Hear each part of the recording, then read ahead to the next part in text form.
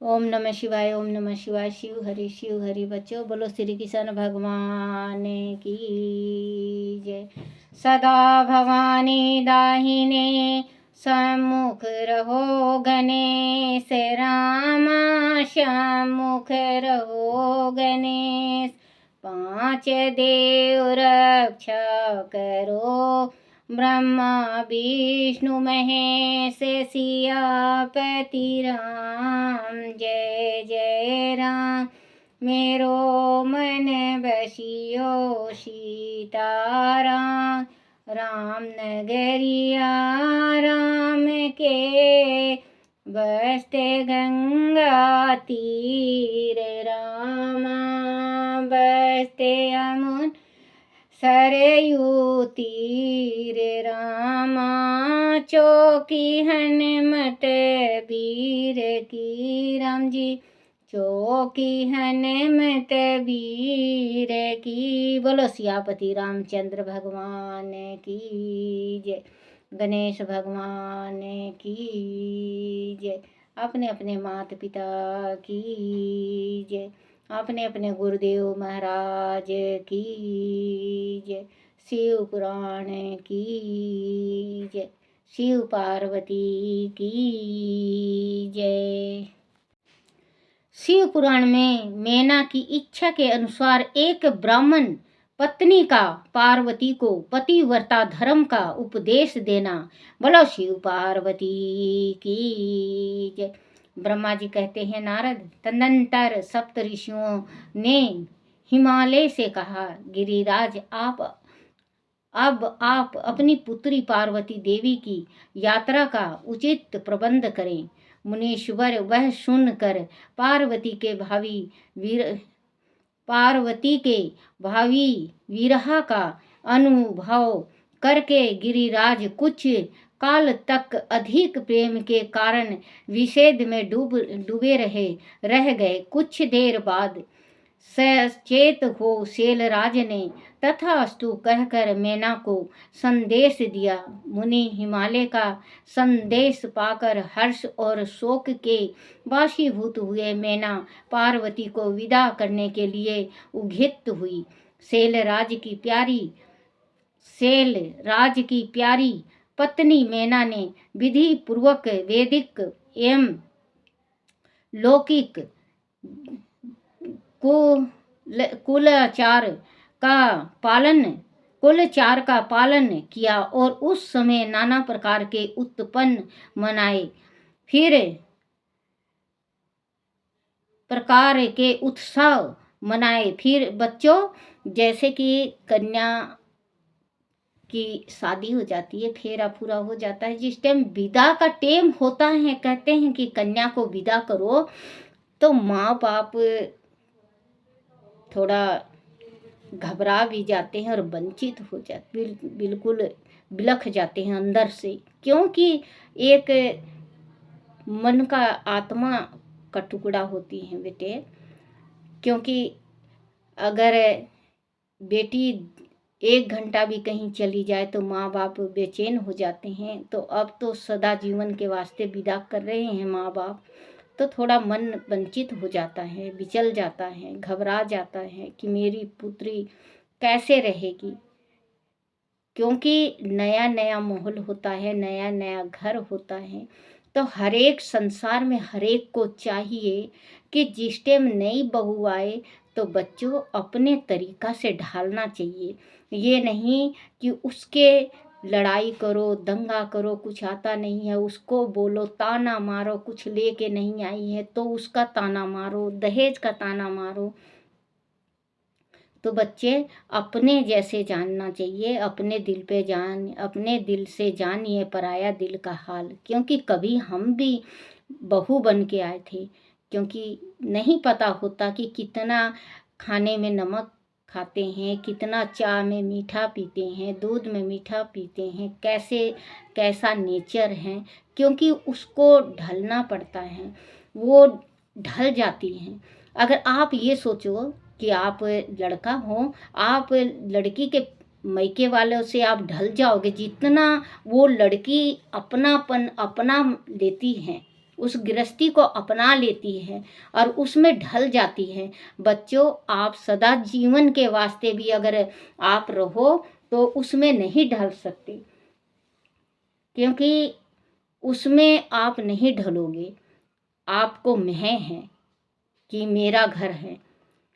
अगर आपकी पत्नी ढलती है, उसमें भी आप हर एक बात पे टॉर्चर दिखाते हो कि मेरा घर है। ये छोड़ के, और अगर आप मेरा तेरा करना छोड़ के आप प्यार से रहो तो घर गृहस्थी जैसे शिव शंकर का गृहस्थी है वैसे गृहस्थी होगी। क्योंकि नई नई जब लड़की बहू आती हैं, किसी की बेटी जान का कलेजा का टुकड़ा आता है, तो उसको बच्चों आप उतना ही प्यार दिया करो कि अपने माँ बाप को वो याद ना करे, माँ बाप को याद करके रोए ना। क्योंकि कदम कदम पे माँ का उसको याद सताता है। आप अगर माँ बन के आप जैसे प्यार करती हो पत्नी को कि माँ जैसे कि कोई बात नहीं, एक दिन जाना ही पड़ता है सबको, लड़की तो पराए घर की होती है, ऐसे ऐसे समझाओ तो वो उसके दिमाग में कुछ वो आ जाएगा। क्योंकि ज़्यादातर जो बेटियां कहीं आती जाती नहीं हैं, माँ के पास ही रहती हैं, उनका थोड़ा दिक्कत होता है नए नए घर और नए नए परिवार में। तो आप सासू ससुरा हो तो वो अपने माँ बाप का प्यार दे के उसको अपना सकते हैं। क्योंकि सबसे पहल देखो बच्चों, अगर हम ये सोचें कि हम पहल करेंगे, हमारी बहू हमसे प्यार करे और हमसे वो करे, नहीं। पहल सासू और ससुरा और पति का होता है। पहल पति का, फिर सास ससुर का। पहल पति प्यार करे, कितना करता है, पहल पति का होता है, फिर सास ससुर का। अगर आप प्यार करते हो अपनी बहू को तो आपकी बहू बच्चों कहीं भी नहीं चुगली करेगी, कहीं भी नहीं जाएगी। जैसे आप सांचे में ढालोगे वैसे ढल जाएगी। और अगर आप धमका के और मार के और उसको ताना मार के करोगे तो वो बिरच जाएगी। कहते हैं तिरिया हट बहुत बुरा होता है। पहले पढ़ी थी मैं, ये मैना ने हट किया था, फिर बाद में मान गई थी। तो बच्चों, तिरिया हट बहुत बुरा होता है। तो आप प्यार से, अगर सब्जी नहीं आती बनानी तो आपकी माँ है ना, इतना दिनों से बना रही हैं, उनको खड़ा होके सिखाएं। हर एक चीज़ है गृहस्थी में, पढ़ाई लिखाई। पहले हम पढ़ाई लिखाई अनपढ़ गंवार थे तो हमें खाना पीना बनाना आता है। आजकल के बच्चों को पढ़ाई लिखाई आता है, तो बच्चों पढ़ाई लिखाई करते हैं तो खाना पीना में कम रुचि रखते हैं। तो अगर हम पढ़ी लिखी बहू लेके आते हैं तो हम माँ बन के अपनी बहू को बेटी बना के जब सिखाएं, बेटी को भी तो हम सिखाते हैं कि ऐसे बना, ऐसे बना, ऐसे कर। तो बहू को क्या हम बेटी नहीं बना सकते? जरूर बना सकते हैं। अगर आप बहू को बेटी बना के देखो, वो माँ का प्यार जरूर करेगी। तो मैना और हिमालय थोड़ा घबरा गए कि अब बेटी, क्योंकि ऐसे तो तपस्या बहुत की है पार्वती, इनके पास तो बहुत कम रही हैं हिमालय के पास। लेकिन कहते हैं ना ममता, उस टाइम तपस्या कर रही थी, अब गृहस्थी संभालने जा रही हैं, गृहस्थी संभालने जा रही हैं, नया परिवार के साथ अपनी गृहस्थी बसाने जा रही हैं।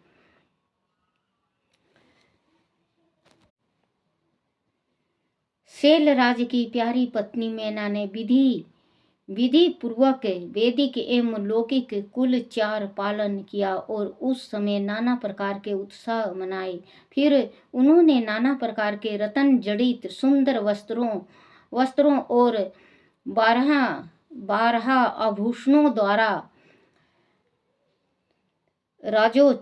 राजोचित श्रृंगार करके पार्वती को विशोभित किया। तत्पश्चात मैना के मनोभाव को जानकर एक सती साध्वी ब्राह्मण पत्नी ने गिरिजा को उत्तम पतिव्रता की शिक्षा दी। ब्राह्मण पत्नी बोली, गिरिराज किशोरी, तुम प्रेम पूर्वक मेरा यह वचन सुनो। यह धर्म को बढ़ाने वाला, यह लोक और परलोक में भी आनंद देने वाला तथा श्रोताओं श्रोताओं को भी सुखी प्रदान करने वाला है। संसार में पतिव्रता नारी ही धन्य है, दूसरी नहीं। वही विशेष रूप से पूजनीयत है।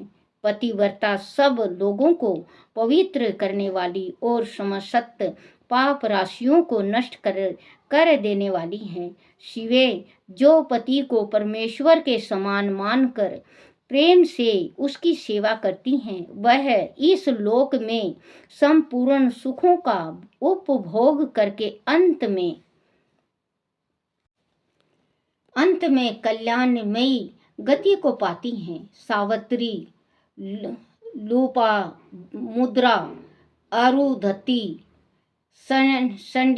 संडिली, सतरूपा, अनसुईया, लक्ष्मी, सौदा, सती, संध्या, सुमित, श्रद्धा, मैना और स्वाहा, यह तथा और भी बहुत सी स्त्रियां साध्वी कही गई हैं। वह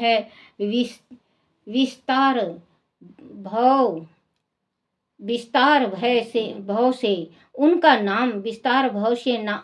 नाम लिया गया है। वह अपने पतिव्रता के बल से ही सब लोगों की पूजनीय तथा ब्रह्मा, विष्णु, शिव एवं मुनीश्वरों की भी मानवी हो गई हैं। इसीलिए तुम्हें अपने पति भगवान शंकर की सदा सेवा करनी चाहिए।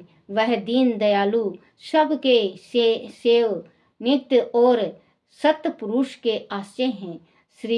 श्रुतियों और समितियों में पतिव्रता धर्म को महान बताया गया है। इसको जैसे श्रेष्ठ बताया जाता है, वैसे दूसरा धर्म नहीं है। वह निश्चय पूर्ण कहा जा सकता है। ब्राह्मण की पत्नी पार्वती को ज्ञान दे रही हैं, क्योंकि माँ पार्वती तो खुद ही समझदार थी, पतिव्रता थी, सती थी। सती पार्वती बन गई दूसरे जन्म में, तो पार्वती को तो सारा चीज़ पता था। लेकिन ब्राह्मणी के जिस टाइम में बेटी की विदा होती है तो माँ अपनी बेटी को ज्ञान देती है। जैसे ज्ञान देगी कि बेटा तू सास ससुर का सेवा करना, अपने देवर जेठ का सेवा करना, छोटों को प्यार करना, किसी से लड़ना नहीं। जैसे कहेंगे तू सिर्फ मुंह से नहीं, सिर से हामी भरना, क्योंकि तू पराई है। तू ऐसे करेगी तो तेरा सुखी जीवन होगा। माँ शिक्षा देती है, बेटी दुख सुख भाई बहन जैसे होते हैं। कभी अगर पति पे दुख पड़ गया तो तू घबराना मत, अपने पति को हिम्मत देना, क्योंकि पत्नी का फर्ज होता है कि अगर पति पे कभी बाई चांस से कुछ मुसीबत पड़ जाए तो पत्नी का धर्म होता है पति को समझाना, उसको समझा बुझा के वो करना। तो बहुत बड़ा हौसला होता है पति को कि देखो मेरी औरत समझा रही है। क्योंकि जिस टाइम कुछ विपदा पड़ जाता है तो घर का जितने भी सदस्य है काम करना दिमाग बंद कर देता है। दिमाग जो होता है वो काम करना बंद कर देता है। अगर आप हिम्मत जुटा के अगर आप सलाह देते हो और वो सलाह सही होती है तो उनको अमृत के जैसे होता है। जैसे दीवा बुझ रहा है, जोत बुझ रहा है, उसमें हमने घी या तेल डाल दिया तो रोशनी उतना ही दोबारा उठ जाता है।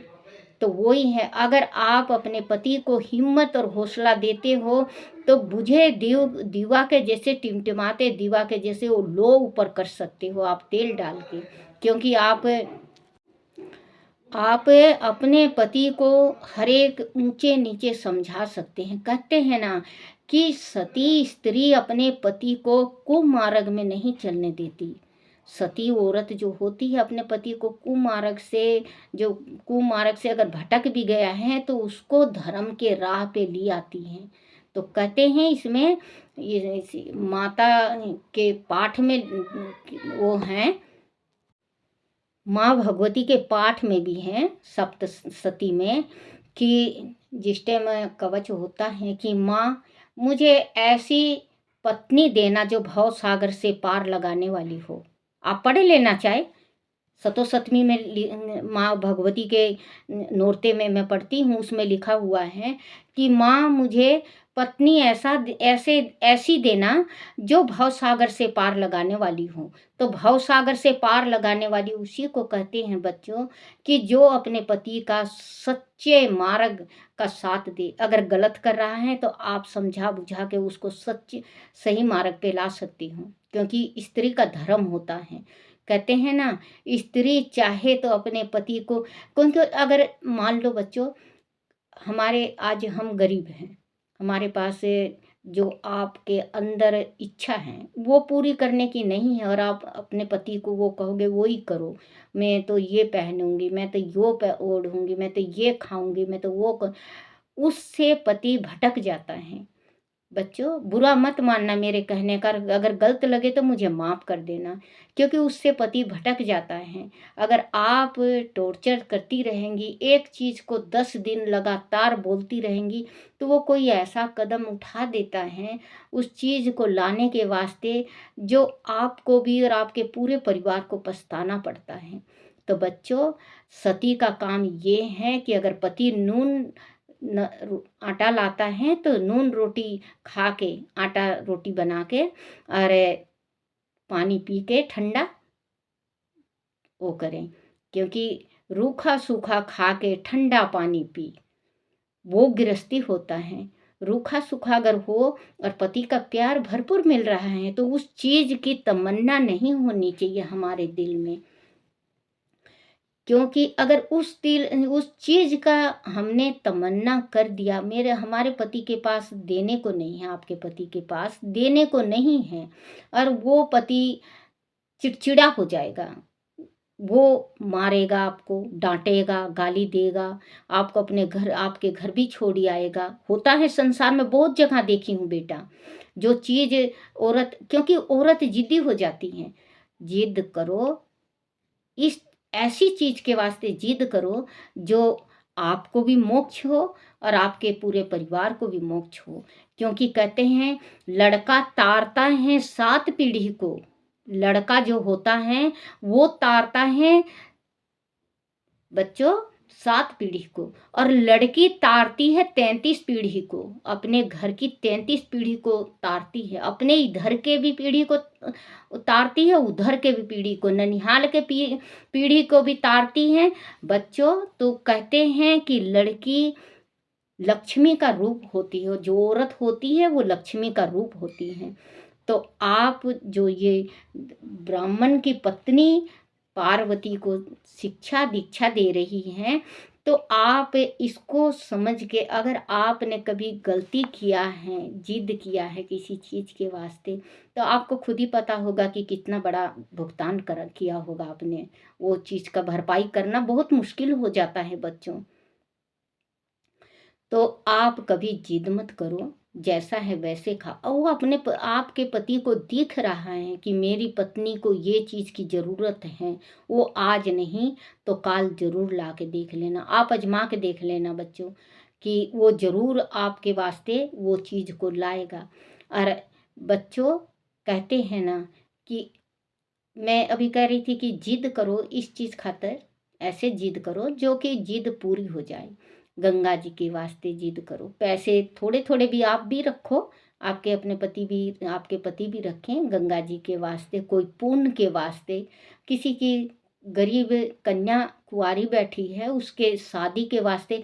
देखो बच्चों अगर उठाना चाहो तो ब्राह्मण की या किसी की भी कुंवारी कन्या उम्र से निकल रही है तो हम उठा सकते हैं, क्योंकि अगर हम चंदा उगाने लगें तो अपने भारतवर्ष के जो नर और नारी, इनके दिल में इतना दर्द और तरस है, ये खुद ही एक शादी नहीं 10 शादी करवा सकते हैं।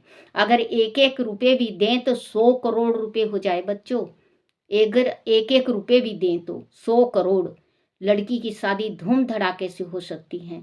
आप अगर वीडियो बनाते हो तो उसमें डालो, नहीं तो आप एक जैसे कि चंदा उघालो। बहुत जने आते हैं चंदा लेने के वास्ते कि आज फलाने लड़की की शादी है, आज उसकी है, आज इसकी है। चंदा दिया करो। अगर आपके घर में कोई आता है चंदा के वास्ते, अगर पास में है तो ये कह दो कि हम लेके आएंगे। और अगर दूर वाले हैं तो बच्चों ज़्यादा नहीं तो 5-10 रुपए ज़रूर डाला करो, दिया करो, क्योंकि कन्यादान महादान होता है। आप अगर कन्यादान में देते हो तो वो खाली नहीं जाता, वो आपका ऊपर लिखा हुआ होता है। आप 11 रुपए दिए तो 11 लाख लिखा हुआ है वहाँ पे, लेकिन भक्ति के साथ श्रद्धा के साथ देना चाहिए। तो पार्वती को समझा रही हैं ब्राह्मण की पत्नी पूजनीय तथा ब्रह्मा विष्णु शिव एवं मुनीश्वरों की भी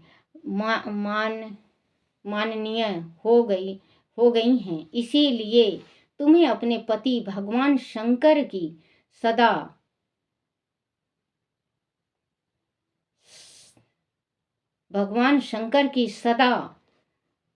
सेवा करनी चाहिए। वह दीन दयालु सबके सेवनित और सत्य पुरुषों के आश्रय हैं। स्मृतियों और समितियों में पतिव्रता धर्म को महान बताया गया है। इसको जैसा श्रेष्ठ बताया जाता है वैसा दूसरा धर्म नहीं है। वह निश्चय पूर्वक कहा जा सकता है।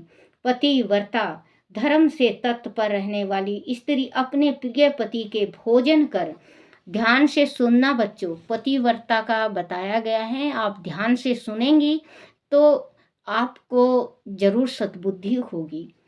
अपने प्रिय पति को भोजन करा लेने पर ही भोजन करें।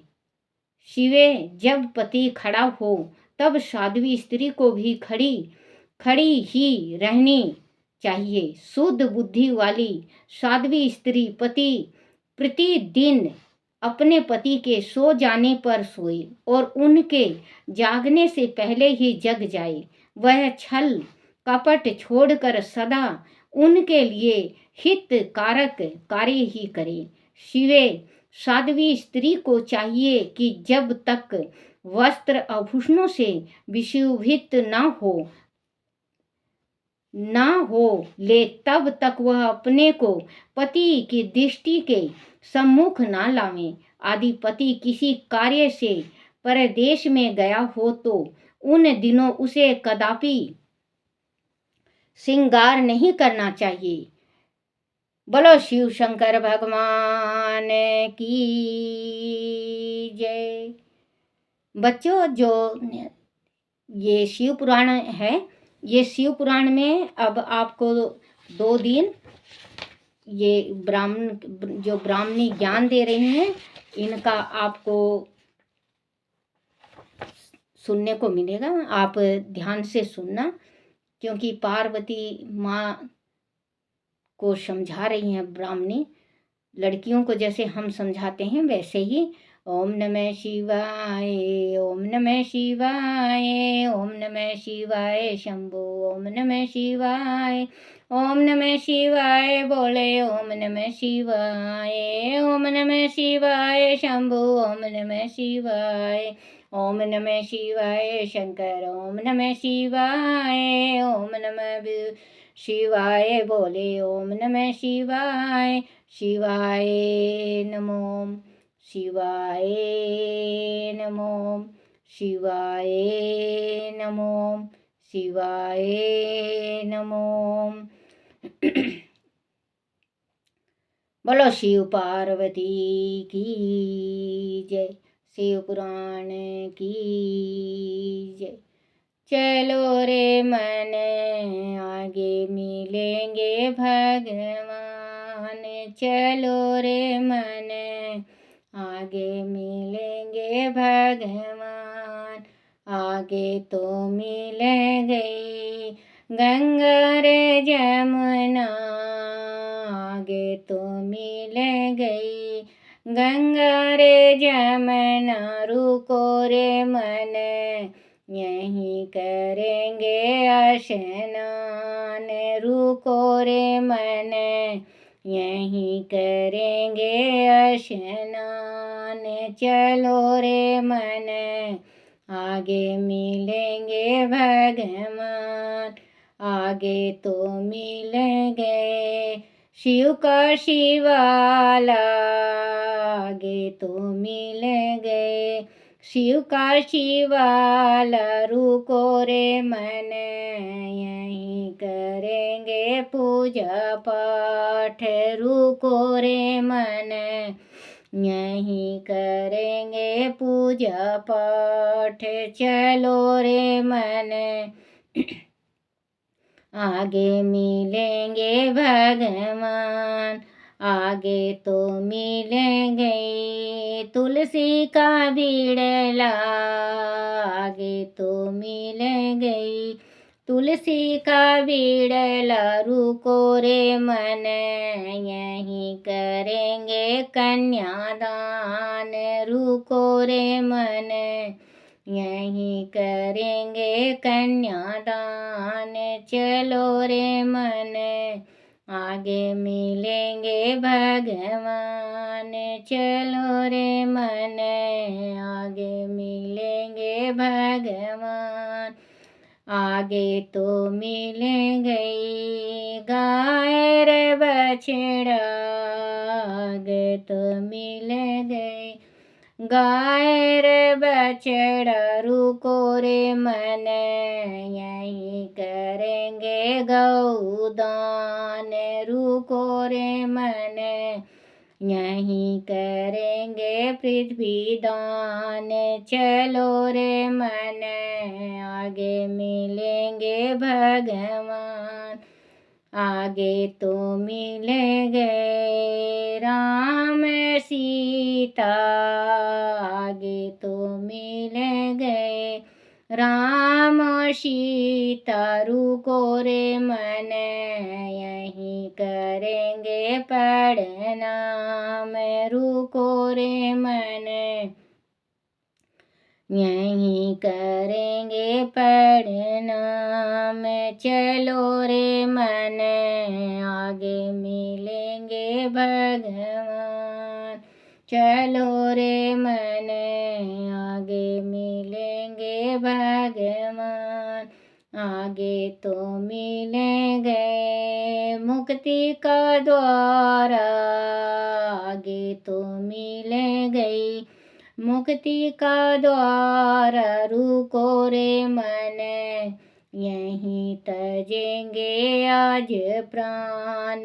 रुको रे मन, यहीं तजेंगे आज प्राण। चलो रे मन, आगे मिलेंगे भगवान। चलो रे मन, आगे मिलेंगे भगवान। बोलो शिव पार्वती की जय। इस भजन में बच्चों, जो ये मैं भजन गाई हूँ, इस भजन में बुढ़ापा का असार है। जैसे बुढ़ापा आते ही गंगा नहाओ, शिव जी का पूजन करो, कन्या दान करो, गौ दान करो, धरती दान करो, भगवान को दिल से मानो। फिर अंत समय आता है तो मुक्ति का द्वारा मिल जाता है। इस भजन में जो मैं सुनाई हूँ, आप ध्यान से सुनना। तो मुक्ति का द्वारा तो कहती है मन, क्यों भजो रे मन, मन को कहती है कि भगवान मन तू राम को भज, आगे मिलेंगे भगवान। क्योंकि चलता जा, उम्र तो चलती जाती है। हम कहते हैं ना मेरी उम्र 60 साल की है, 70 साल की है। बच्चों, हमारी उम्र बढ़ नहीं रही है, हमारी घट रही है। अंत समय का नज़दीकी आ रहा है। हमारा शरीर जैसे ही दुर्लभ होता, बुढ़ापा आता है, वैसे ही हमारा शरीर सारा काम करना बंद कर देता है, कान से सुनाई देना बंद हो जाता है, आँखों से दिखता नहीं, दांत टूट जाता है। जो रोटियां खाते हैं आधी चबती है, आधी साबती ही साबती जाती है। लीवर काम करना बंद कर देता है, किडनी काम करना बंद कर देता है।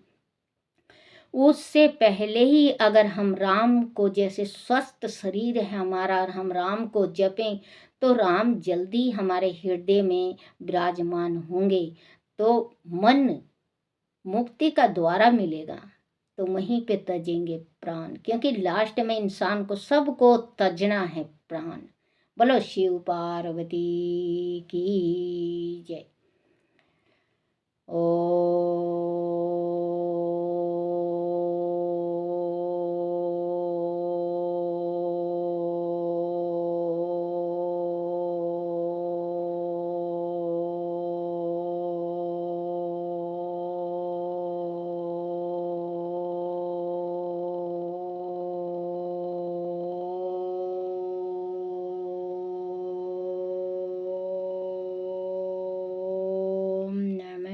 शिवाय। बोलो शिव पार्वती की जय। बोलो अपने अपने गुरुदेव महाराज की